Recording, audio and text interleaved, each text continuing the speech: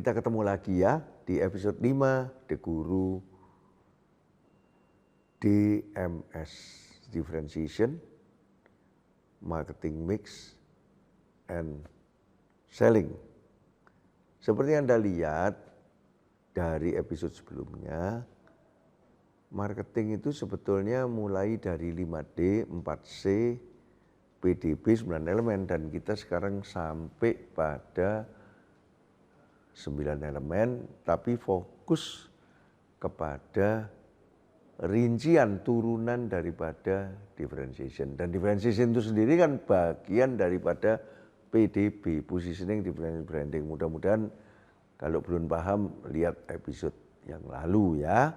Nah sekarang kalau lihat DMS itu kan memang ada di sebelah mana?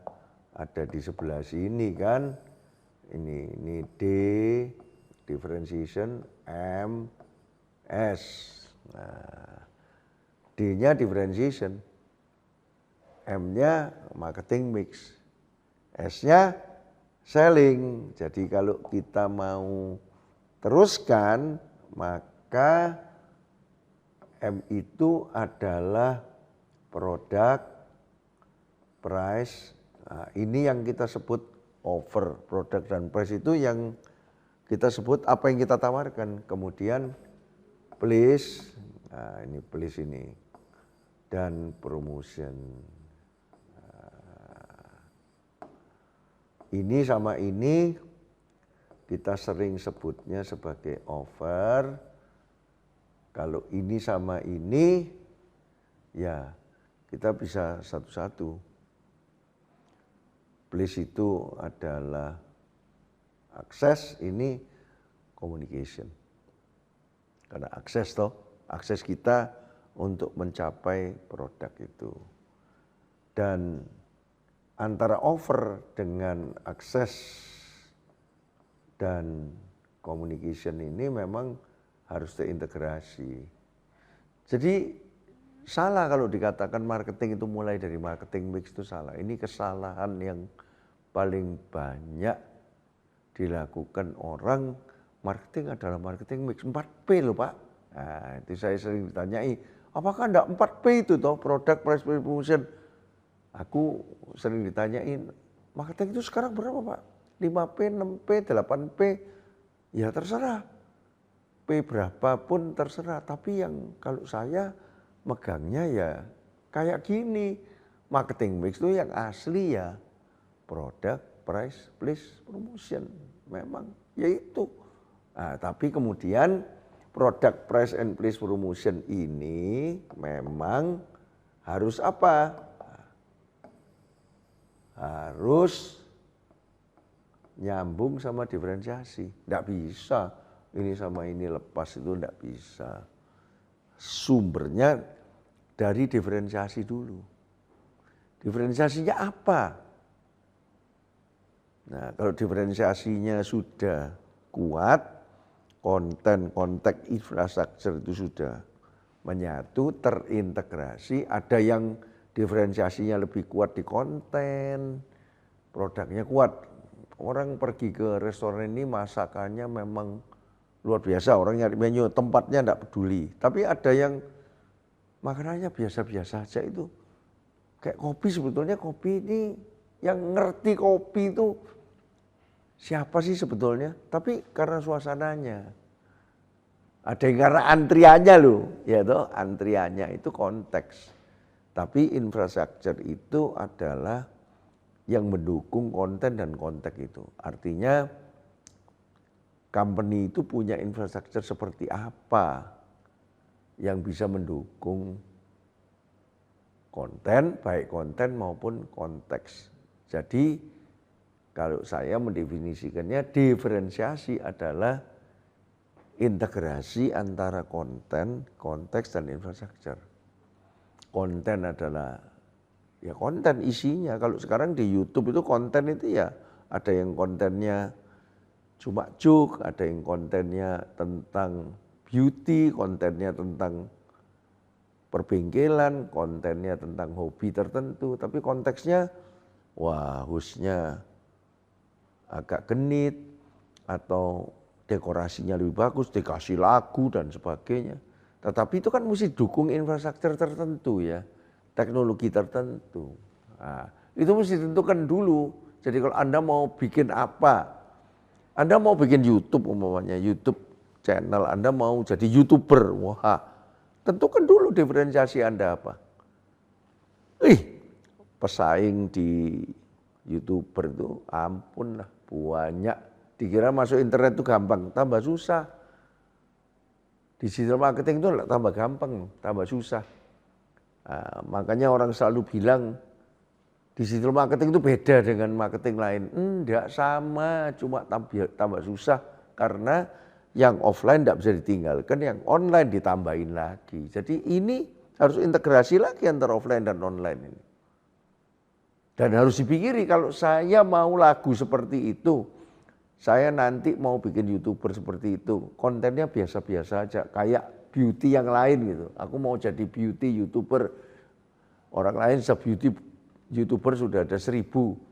Saya tidak berbeda dengan kontennya, aku mau berbeda di konteks. Konteksnya mau kepingin aku pakai baju yang seksi atau pakai lagu tertentu. Nah siapa yang menyediakan nanti bajunya, yang menyediakan lagunya siapa? Itu infrastruktur. Dan teknologinya apa yang bisa mendukung itu? Umpamanya kalau mau pakai musik ya teknologi apa yang mendukung? Atau warna-warninya apa? Atau lampunya gimana, lighting, itu infrastruktur semua. Nah, kalau marketing mix seperti yang saya katakan tadi, ini mesti solid. Harus ada integrasi antara offer, kemudian akses dan communication. Jadi tidak boleh produknya bagus tetapi harganya terlalu murah. Itu di antara offernya aja sudah tidak cocok. Antara produk dan price harus terintegrasi, apalagi dengan offer dan communication. Kalau masuk digital pun harus digital yang mana? Dan cara mengkomunikasikan barang mahal sama barang murah itu kan beda ya. Barangnya perempuan sama laki beda. Barangnya untuk travel sama barangnya untuk dipakai di rumah, it's totally different. Jadi makanya saya selalu bilang marketing mix ini harus berdasarkan diferensiasi. Ini yang harus ditentukan dulu, ini bukan ini. Ini dulu berdasarkan PDB ini. Kalau ini sudah ditentukan, tadi yang kita janjikan apa ini ke orang luar, ini kan janji sebetulnya. Ini kenyataannya itu mau mana? Jauh apa enggak? Enggak boleh terlalu jauh ini. Supaya orang percaya brandnya semakin kuat. Kalau ini terlalu jauh kan enggak ada integritas. Image-nya nanti malah rusak. Nah, kalau sudah ditentukan diferensiasi di mana, baru marketing mix, baru selling. Lah, selling itu adalah integrasi antara company yang mau jualan dengan customer yang mau dijuali, dan harus ada engagement. Engagement itu bisa lewat relationship yang jangka panjang. Kalau zaman dulu kan begitu. Dan real selling itu adalah yang kayak begitu. Tapi sekarang kan ada yang namanya live streaming selling. Wah, itu orang semua jadi host. 2 jam dapat 10 juta itu. Komisinya katanya loh. Nggak tahu. Aku sudah enggak bisa jadi host begitu. Aku kalau sellingnya jangka panjang. Aku menanamkan dulu kepercayaan pada orang, baru aku menjual sesuatu lebih gampang. I believe on personal relationship, baru professional relationship. Tapi kalau sekarang gimana orang itu tidak pernah ketemu di digital. Tapi akhirnya orang itu percaya juga. Iya ya, ini host yang saya percaya ini. Dia kalau ngomong apa biasanya benar. Kemarin jualan masker, sekarang jualan yang lain, aku tetap beli nih. Apalagi ada diskon waktu itu. Jadi engagementnya tergantung diskon ini kadang-kadang. Ayo 15 menit. Kalau Anda langsung tek di TikTok Shop langsung beli, langsung dikirim besok.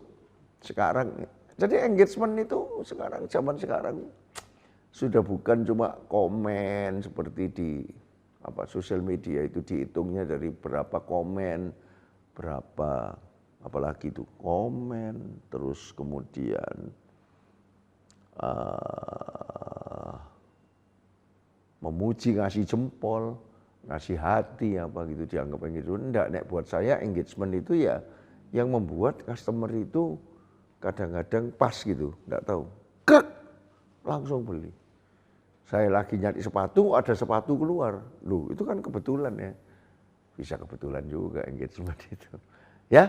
Nah, jadi cara selling ini yang mengintegrasikan antara company yang diwakili oleh personal sales ini kemudian dengan customer dan engagement yang terjadi itu memang semuanya harus menunjang marketing mix dan semuanya berdasarkan diferensiasi. Itulah yang disebut DMS. Nah, sekarang contohnya yang hebat itu DBS ya. Nah, di DBS ini kan DBS Asia ini kan luar biasa ini. Dulu DBS, sekarang DBS sesudah digital transformation, itu tetap loh seperti ini. Cuma dulu differentiation-nya yang dikasih apa? Ini contoh aja ya. Loans dengan competitive interest rate. Nah, sekarang dengan AI-nya dia bisa easy and instant loan approval. Bisa cepat, bukan cuma kompetitif, tapi cepat keputusannya. Dikasih atau enggak, ada AI-nya dia, ada, kalau Anda mendaftarkan diri, Herman ini gimana, bajingan apa enggak, kalau bajingan langsung enggak dikasih, kalau oke ya oke dikasih. Nah ini sebelnya orang mau ngutang itu kan enggak dijawab-jawab, ditunda-tunda terus. Kalau enggak ya enggak apa-apa, saya ngambil dari orang lain yang bunganya lebih tinggi, bukan masalah competitive interest rate tok. Kadang-kadang tidak terlalu kompetitif, enggak apa-apa, pokoknya cepat. Betul enggak? Kalau kompetitif tapi sebulan terus tidak ada ketentuan ya enggak mau. Itu konten diferensiasinya DBS Asia. Yang dulu cuma loan dengan competitive interest rate, sekarang easy and internet loan, instant loan approval. Nah konteksnya gimana? Kalau dulu kan yang over teller, customer service, relationship manager. Kalau sekarang AI and big data, promosi. Kita bisa cepat karena kita punya AI dan big data yang luar biasa. Dan memang infrastrukturnya kalau dulu banyak branchesnya di mana-mana sehingga kalau di Indonesia ya DBS itu kalah branchesnya. Tetapi sekarang dengan adanya AI big data walaupun bisa-bisa dengan data dan open API system yang dia punya, yang terkonek dengan other system, itu bisa bagus. Bisa tadi isi instant loan approval, itu memang didukung oleh infrastruktur data and open API system. Jadi makanya don't avoid technology. Ya, tapi akhirnya balik lagi technology for humanity, artinya yang dicari ini apa? Bukan competitive interest rate, tok, easy and instant. Loh, itu kan pengertian kita itu. Nah, itu cepat dibikin teknologi yang menunjang itu. Artinya customer ini kan manusia tetap. Nah, dia kepingin yang cepat itu tadi. Nah, ini dikasih cepat. Kalau minta pelan ya dikasih pelan. Loh, ada yang minta pelan. Kalau saya pergi ke romantic dinner, fine dining terus kecepatan ya, kan romantic dinnernya kan kecepatan. Nah, kita kan romantic itu maunya 2 jam paling enggak ya. Nah, terlalu lama ya bosen, berantem nanti enggak romantic lagi. Nah, bagaimana hubungannya contoh tadi dengan marketing mix? Nah, produknya DBS itu dulu funding and lending produk, sekarang Digibank mobile app and fintech. Nah, mobile app, pakai mobile app sekarang. Ya, dan fintech. Ya, semua fintech bukan cuma funding lending tok malahan. Kalau dulu funding and lending produk. Kalau sekarang digibank, mobile apps, dan fintech. Nah kalau dulu price-nya berdasarkan cost based pricing. Artinya bank zaman dulu itu kulaannya berapa, belinya berapa, dijual harus ada untungnya. Kalau sekarang orang ini dikasih bunga berapa tergantung kredit scoring dan risk based principle. Semua itu. Kalau aku minjemi orang ini, kredit skornya orang ini berapa? Kemungkinan baliknya berapa, kemungkinan tidak baliknya berapa. Bukan cost based pricing lagi, lebih customer base, lebih lebih customize. Dan risk based pricing, orang ini ada risikonya. Dan place-nya kalau dulu cuma offline, sekarang ya showrooming and web rooming, tetap ada showroomingnya. Ada web roomingnya, tapi ya showrooming and web rooming omni sebetulnya. Dan promosinya kalau dulu cuma pakai above and below the line, ditambah mass offering promotion. Ayo kita lagi ada promosi begini-begini selama sebulan. Kalau sekarang ya yang namanya digital. Apa yang dilakukan above and below tadi ditambah digital dan mass offering promotion, mungkin sekarang lebih ke personal offering promotion ya.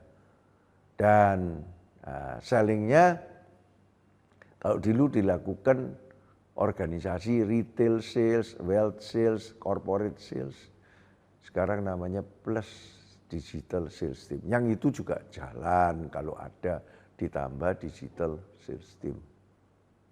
Ada orang di belakangnya mesin itu. Pasti ada orang lah yang bikin program-program. Makanya namanya Technology for Humanity. Dan product centric organization tadinya product centric, produk ini organisasinya ini, produk ini, kalau sekarang ya solution centric organization, solusi yang dipentingkan solusi bukan produk lagi. Nah ini contoh bagaimana walaupun dimakan zaman sudah 30 tahun, Marketplace ini 32 tahun dan model ini sudah bertahan sejak Marketplace mulai berdiri sampai ini barusan kita merayakan 32 tahun Marketplace ini. Tapi kelihatan bahwa PDB, di sini STP, ini DMS, BSP, ini ya sama aja. Kalau dianggap sekarang marketing sudah berubah menjadi digital marketing itu taktikalnya tok, ya. There is no digital marketing, believe me. Yang ada marketing is digital anyway. Marketing itu memang mesti pakai digital anyway. Tetapi, ingat, yang penting sekarang teknologi yang dipakai itu harus manusia juga yang menentukan dipakai untuk apa dan sebagainya. Ya, sampai ketemu di episode terakhir yaitu episode ke-6 tentang BSP. Sampai ketemu.